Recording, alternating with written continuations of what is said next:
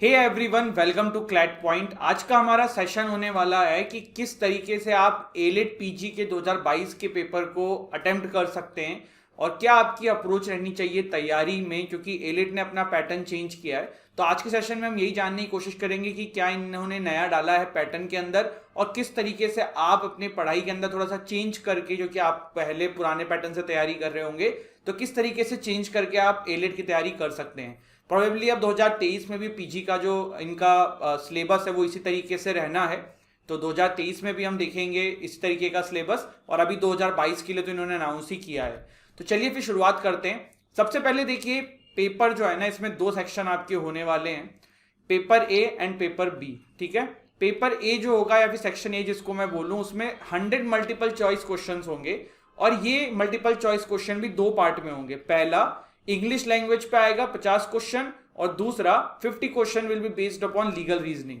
अब एक चीज जो यहाँ पे नहीं आई है वो आई है इंग्लिश लैंग्वेज। इंग्लिश लैंग्वेज में सिंपल सी बात है, आपको बड़े बड़े पैराग्राफ मिलेंगे जिसको आपको सॉल्व करना होगा, जिसमें अनसीन पैसेज में आपको एरर फाइंड करने का, कुछ ग्रामेटिकल मिस्टेक का, टोन्स के ऊपर क्वेश्चन, कुछ इस तरीके के क्वेश्चंस आपके कॉम्प्रेंशन वाले इंग्लिश में आएंगे जो 50 क्वेश्चंस रहेंगे। जो पेपर 2 है जिसमें बचे हुए 50 क्वेश्चंस रहेंगे वो लीगल रीजनिंग के पार्ट के रहेंगे। और ये लीगल रीजनिंग का देखो, जैसे ही एमसीक्यू का पेपर हो जाता है तो आप इसको क्लैट का पैटर्न मान सकते हो। जैसे क्लैट में लीगल रीजनिंग आती है ना, कुछ उस तरीके का लीगल रीजनिंग, पर थोड़ा सा लेवल उसका अप हो जाएगा।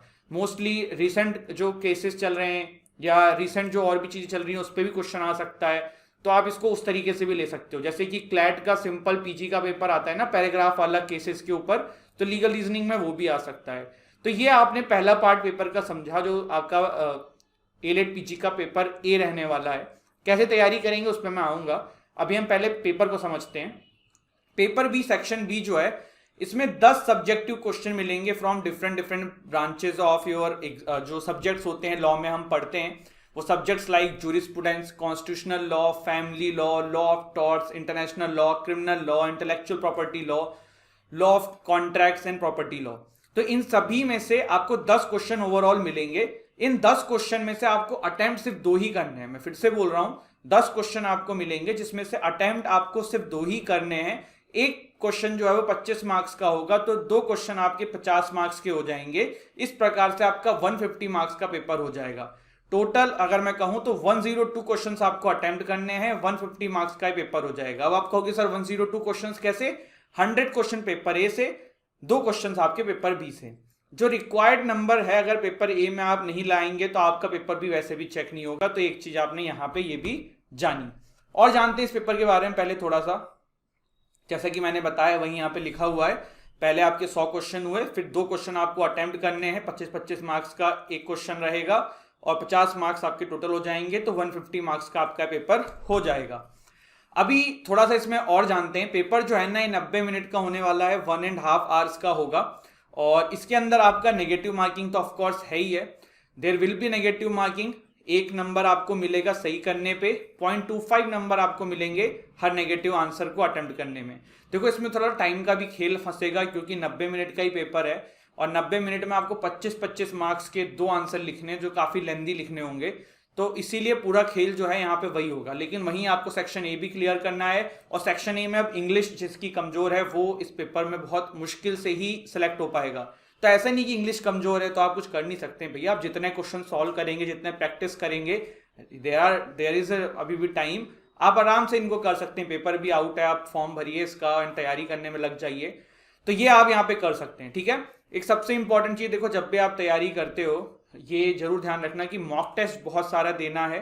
और एलिट का जो नया पैटर्न है ना, इसमें जो पेपर ए है, सेक्शन ए जो है, उसके लिए आप जितने ज्यादा से ज्यादा मॉक्स अटेम्प्ट करोगे ना, आपको उतना बेनिफिट होगा। अब थोड़ा सा पहले आ जाते हैं किस तरीके से आप तैयारी कर सकते हैं। ठीक है, तो देखिए पेपर ए की तैयारी तो मैं बोलूंगा प्रैक्टिस प्रैक्टिस एंड प्रैक्टिस। जितने ज्यादा प्रैक्टिस करेंगे आपको उतना अच्छा स्कोर मिलेगा पेपर ए के अंदर। ठीक है, तो पेपर ए के प्रैक्टिस के लिए आप मॉक्स परचेस कर सकते हैं। अभी कोई बुक्स तो मार्केट में आई नहीं होगी, परचेस भी मत करना, जो कि पुराने पैटर्न पे बुक्स आपको मिल रही होगी। तो पेपर ए के लिए आप मॉक्स ले सकते हैं, आप हमारे ही मॉक्स ले सकते हैं। अभी मैं एंड में बताऊंगा किस तरीके से करना है। पेपर बी के लिए जैसे कि आप क्लैट पीजी की तैयारी कर रहे हैं ना, उसी तरीके से अपना पढ़िए। आप एग्जाम तो अपने कॉलेज में देते ही थे, आपको पता है आंसर राइटिंग कैसे करनी होती है, उसी तरीके से आंसर राइटिंग भी करनी होगी, कोई बहुत अलग चीज नहीं है। तो सिंपल आप अपनी तैयारी करिए, सब्जेक्ट पे पकड़ बनाइए, और आंसर राइटिंग ऐसी कोई चीज़ नहीं जो नहीं है, हमने कॉलेज में 5 साल यही किया है, तो आपको पता है आंसर्स कैसे लिखने, तो वो आप कर लेंगे, लेकिन इन सब्जेक्ट्स पे आपको पकड़ बना के रखनी है। तो क्लैट पीजी का थोड़ा पैटर्न ना आप इसके कंपैरिजन में अलग मान सकते हो, एलेट ने थोड़ा सा अलग कर दिया है, तो एलेट के लिए स्पेसिफिकली तैयारी तो करनी पड़ेगी, ठीक है। तो ये बेसिक चीज़ें थी रिगार्डिंग दिस। 3 चीज़ें मैं आपको जरूर बोलूँगा इस एग्ज़ाम की तैयारी से पहले, वो ये है, मॉक इनरोल कर लो अपने आप को, जहाँ पे नए पैटर्न पे एलेट के मॉक मिल रहे हो। आई वोंट सजेस्ट कि आप कहीं भी मॉक जाके इनरोल कर ले रहे हैं जहाँ पे पुराना पैटर्न होगा, आपको कोई फायदा नहीं है। तो पहली चीज़ इस तैयारी के लिए मॉक में इनरोल कर लो, ज़्यादा से ज़्यादा मॉक्स दो। दूसरा, ग्रेस्प ऑन योर इंग्लिश, अगर इंग्लिश अच्छी नहीं करोगे 50 क्वेश्चन वहीं पे आने हैं, प्री में ही बाहर हो जाओगे। बी मतलब प्री से मेरा मतलब पेपर ए ही आपका बाहर कर देगा आपको, पेपर बी चेक करने की बात दूर की बात है, तो वो एक बहुत इंपॉर्टेंट चीज़ है। तीसरा, सब्जेक्ट्स पे जो पकड़ बना रहे हो ना क्लैट पीजी के लिए अच्छी बात है, लेकिन साथ में थोड़ा आंसर राइटिंग भी करते रहो। देखो जो लोग 5th ईयर में हैं, मैं मानता हूँ वो लोग टच में रहेंगे आंसर राइटिंग के, वो कर लेंगे। जो लोग 5th ईयर क्रॉस करके ड्रॉप ले चुके हैं या 2-3 साल बाद कोशिश कर रहे हैं एलएलएम का फॉर्म भर के एग्जाम निकालने की, तो उन लोगों के लिए ये है कि उनको आंसर राइटिंग के टच में आना पड़ेगा। तो आंसर राइटिंग के टच में आने के लिए आपको खूब सारी प्रैक्टिस की जरूरत है, जो आपको ज़्यादा से ज़्यादा करने पे ही आएगी।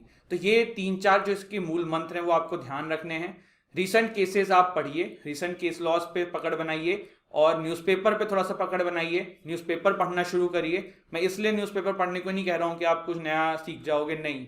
आपको देखिए कॉम्प्रहेंशन जो क्वेश्चंस होते हैं इंग्लिश को, इसको सॉल्व करने के लिए रीडिंग की स्पीड बढ़ानी होगी, और रीडिंग स्पीड बढ़ेगी खूब सारा रीडिंग से, तो वो न्यूज़पेपर से करोगे तो बेटर रहेगा। अब जो लोग तैयारी कर रहे हैं और जो लोग चाहते हैं कि उनको बस एक जगह पे सारा कंटेंट मिल जाए, सारी क्लासेस मिल जाएं, सारा तैयारी मिल जाए, सारे मॉक्स मिल जाएं, तो उन लोगों के लिए this is one stop solution. AILET PG का आप हमारे क्लैट पॉइंट पे कोर्स ले सकते हैं, 11,999 इसका कॉस्ट है। डिस्क्रिप्शन में जाना है, हमारा ऐप का लिंक है, हमारे ऐप को डाउनलोड करना है, स्टोर सेक्शन में जाना है, इस कोर्स को परचेस कर लेना है। जो लोग सिर्फ मॉक्स परचेस करना चाहते हैं तो वो इसमें पेपर ए पेपर बी दोनों के मॉक्स आपके इंक्लूडेड रहेंगे। 299 में आपको ये मॉक्स मिल जाएंगे, जिसमें 10 मॉक्स होंगे एलेट पीजी के नए पैटर्न के ऊपर, पेपर ए पेपर बी दोनों रहेगा, तो आप इसमें भी इनरोल कर सकते हैं। इसके लिए भी करना क्या है, नीचे डिस्क्रिप्शन में जाना है, हमारे ऐप का लिंक है, वहाँ से ऐप को डाउनलोड करना है, स्टोर सेक्शन में जाके कोर्स को परचेस कर लेना है। थोड़ी और जानकारी चाहते हो तो दिए हुए नीचे जो नंबर है उन पर भी कांटेक्ट करके आप इसके बारे में जानकारी ले सकते हो। तो this is it guys, thank you so much and all the best for exam. जय हिंद, जय भारत।